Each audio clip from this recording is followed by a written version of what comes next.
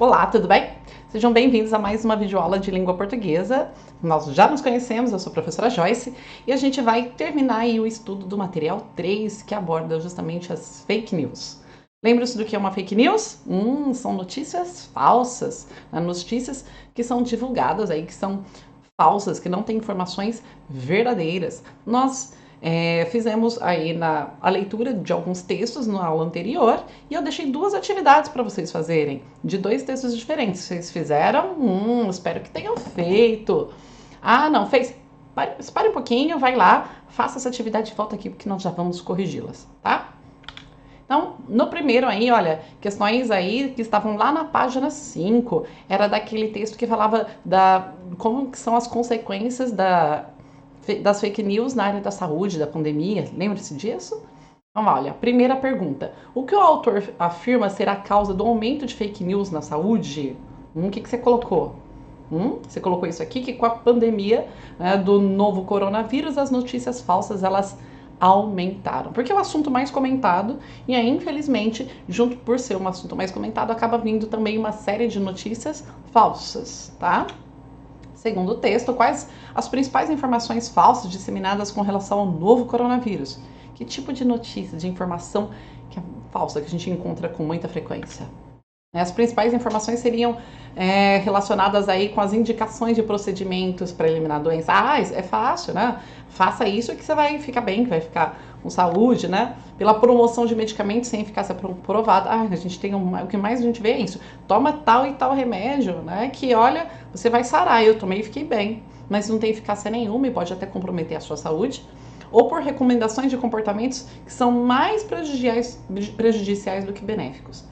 Então, às vezes, fala para você fazer determinadas coisas que, em vez de fazer bem, faz mal, tá? 3. Por que muitas pessoas acreditam nesses conteúdos falsos? Falamos bastante disso, certo? Porque em situações de medo, de incerteza, as pessoas tendem a acreditar em conteúdo que ofereça conforto, segurança, sentimento de alívio e de esperança. Então, elas preferem muito mais acreditar naquilo que lhes é favorável. Eu posso levar minha vida tranquilamente se eu acreditar que o problema da saúde não é tão sério assim. Se eu achar que esses dados aí de mortes diárias são inventados, né? Se eu achar que, né, a letalidade não é tão grande, até que chegue na minha família, de alguém que eu conheço, eu não levo tão a sério e aí eu posso continuar saindo, não preciso usar máscara, posso ir em festas, posso encontrar meus amigos. Então é muito mais, posso ir caminhar sem máscara, né? Então eu posso levar minha vida normalmente. Por quê? Porque eu prefiro muito mais acreditar nisso, que me traz conforto, que me deixa numa zona de conforto, que eu não preciso mudar minhas atitudes nem tomar cuidado. Então pense bem, no que você anda preferindo acreditar. E aí, 4, de acordo com o texto, quais são os riscos de informações falsas envolvendo a saúde das pessoas? Os fatos, os efeitos de tais notícias, sem comprovação científica, podem levar a escolhas e decisões nocivas à saúde. Então, eu posso tomar um remédio que me dá uma série de complicações, né?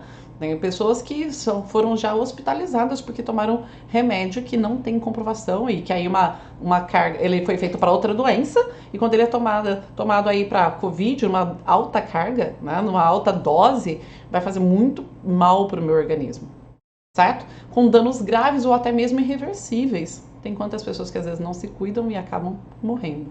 Triste. 5. Você recebeu e tem recebido muitas informações duvidosas nesse momento? Quais? Essa é pessoal, era o momento de você trazer isso para o seu dia a dia, fazer uma reflexão, né, sobre o seu comportamento, tá? E era uma resposta pessoal, tá bom? Então cada um tinha aí um momento de externar, né, de contar aquilo que está acontecendo consigo, com a família e assim por diante.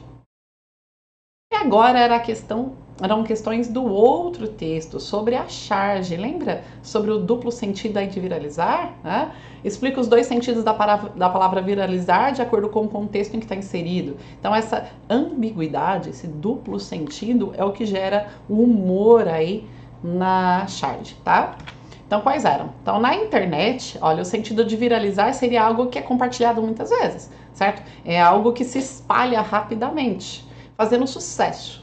E já no contexto da pandemia, que ele achava que viralizar antes da pandemia era uma coisa legal, né? Seria o quê? É mais no sentido literal de vírus, alguma coisa que viraliza no sentido de, né? É mais no sentido da multiplicação aí do vírus que se prolifera bem rapidamente, vírus do coronavírus, tá bom? 2. Por que você acredita que muitas informações viralizam tão rápido? Essa é pessoal. Por que você acha que as informações elas viralizam tão rápido, certo? A 3. Na sua opinião, viralizam mais fatos positivos ou negativos? Cite um fato que viralizou. Essa aqui também é pessoal. Infelizmente, eu acho que, na minha opinião, que acabam viralizando mais notícias ruins. Às vezes eu creio que muitas pessoas gostam de ver tragédias, gostam de ver coisas ruins e acaba tendo um impacto muito maior do que às vezes uma coisa que é positiva, certo? Mas é pessoal, e a sua opinião qual é? Aqui, 6, né? Você sabe o que são memes? Como eles surgiram? Cite um exemplo. Né? Então, na internet, a expressão meme é usada para se referir a qualquer informação que viraliza, né? Sendo copiada ou imitada pela rede. Geralmente esses memes são imagens, são vídeos, são gifs, né, de conteúdo mais engraçado, que acabam se espalhando muito rapidamente nas redes sociais ou nos fóruns. Uma das principais características do meme é que ele pode ser adaptado ou ser modificado dependendo da situação. Então, às vezes, você tem lá um mesmo meme, um meme de um determinado personagem, vamos supor, da novela, em que eles vão mudando em cada situação, em cada contexto, eles mudam. Tipo, tem duas frases, uma em cima e uma embaixo, e aí a frase de baixo é sempre uma quebra de expectativa, alguma coisa relacionada a um outro contexto, certo? E por causa disso, ele acaba viralizando com facilidade. O meme do Pikachu aqui surgiu em 2018, que é um exemplo, olha. Ele tem sido usado para representar uma reação de espanto, só que de uma forma irônica, né? Então, ele quer mostrar justamente essa ironia, como se tivesse espantado, mas de uma forma irônica, certo? E geralmente aqui, o texto que segue a imagem do Pikachu fala sobre alguma coisa que teria sido um resultado muito óbvio, mas quando ela acontece, a pessoa fica surpresa, como se não tivesse a mínima ideia do que ia acontecer. Então, por isso que é irônico, né? Então, todo mundo era óbvio o que ia acontecer, mas aí a pessoa espanta, nossa, sério, jura, né? Como se ela não tivesse ideia sobre isso. Bem, e aí, outra pergunta, olha, o que é trollar? Você já trollou alguém? Explique como foi. Então, tenho certeza que você já ouviu falar dessa palavra, é uma palavra que vem do inglês, aí acaba se tornando meio que uma gíria. Então, o que é o trollar, né? É um termo que não existe na língua portuguesa, é na verdade uma gíria criada por internautas, utilizada quando você quer falar de zoação, de brincadeiras, de perturbação. Mas embora ainda não esteja nos dicionários e seja um termo particularmente novo, trollar já é praticamente um verbo da nossa língua devido à sua grande utilização. Então, trollar ela vai ser essa é uma palavra que vai ser dicionarizada rápido. Por quê? Porque ela está muito, né, presente no nosso dia a dia. Demora um pouco para que as palavras, elas entrem para o dicionário, palavras novas do nosso dia a dia, mas esse movimento ele acontece. Tá? Então, primeiro as pessoas começam a usar, depois elas são oficialmente incorporadas à língua portuguesa. E aí, se você já trollou alguém, como foi? É uma resposta pessoal. E aí, você gosta de trollar, né? Você já foi trollado? Se já foi, explique como se sentiu. Você gosta, né, às vezes, dessa brincadeira, dessa situação, dessa pegadinha? Você gosta de receber pegadinha, não gosta, fica bravo? Né? Pensa sempre que a gente não deve fazer com os outros o que não gostaria que fizesse com a gente. Ah, eu gosto de brincar, então eu gosto de receber a brincadeira. Ah, eu não gosto que façam comigo, mas eu gosto de fazer com outro. Aí já não combina, tá bom? E aí a sua resposta com certeza ela é pessoal, certo? E nós vamos dar continuidade então ao material para que nós o encerremos. A ética, né, são princípios que disciplinam ou orientam o comportamento humano. Algumas pessoas não são éticas ao disseminar notícias falsas ou usar as redes sociais para discriminar ou desmoralizar uma pessoa. Então, muitas vezes ela usa a rede social em vez de para ser para algo positivo, ela usa para discriminar, para transmitir notícia falsa, para desmoralizar alguém, certo? Alguma vez você já usou a internet de uma maneira negativa? Já usou como uma ferramenta que não seja para causar o bem para alguém? É uma reflexão, então. Será que isso foi uma atitude ética? Aqui, então, 10 mandamentos da ética na internet, certo? Não use o computador para prejudicar as pessoas. A ética ela vai falar justamente de um conjunto de regras que são, né, que rege os bons princípios, tá bom? Então, não use o computador para fazer mal para alguém, tá? Não interfira no trabalho de outras pessoas, não altere arquivos alheios. Ah, eu pego um arquivo de alguém e falo que é meu, mudo alguma coisa que é de outra pessoa. Não use o computador para roubar. Então, infelizmente, a gente tem pessoas que às vezes invadem contas bancárias, invadem, né, outras informações para roubar, ou mesmo pessoas que às vezes acabam olhando as redes sociais do outro para saber, por exemplo, se a pessoa está em casa ou não. Por isso que a gente tem que tomar muito cuidado com o que a gente posta. Ah, eu estou postando que eu estou viajando. Todo mundo da minha casa está viajando, ou seja, a sua casa está vazia, né? Para o ladrão, ó, é uma ótima oportunidade, então muito cuidado. E aí a gente não pode usar justamente para roubar. Não use nem copie softwares pelos quais você não pagou. Então, software pirata não é legal, tá? Não use os recursos de computadores alheios sem pedir permissão, tá bom? Então, recursos do computador do outro eu não posso usar se eu não tenho a permissão dele.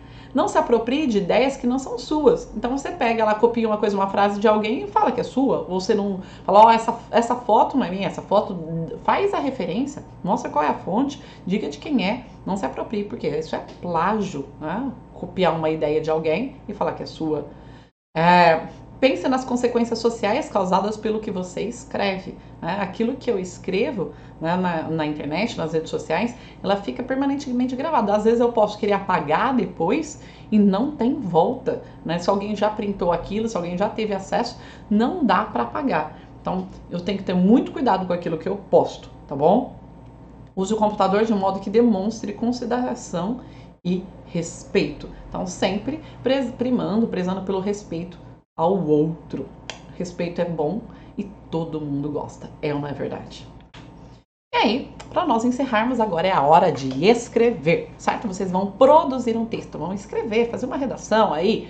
Tem duas propostas, então cada um vai escolher qual proposta com a qual se identifica mais, qual que prefere, né? Cada um gosta de um tipo de texto, ou tem algumas experiências, e vai escolher qual que é a proposta que prefere, tá? A proposta 1.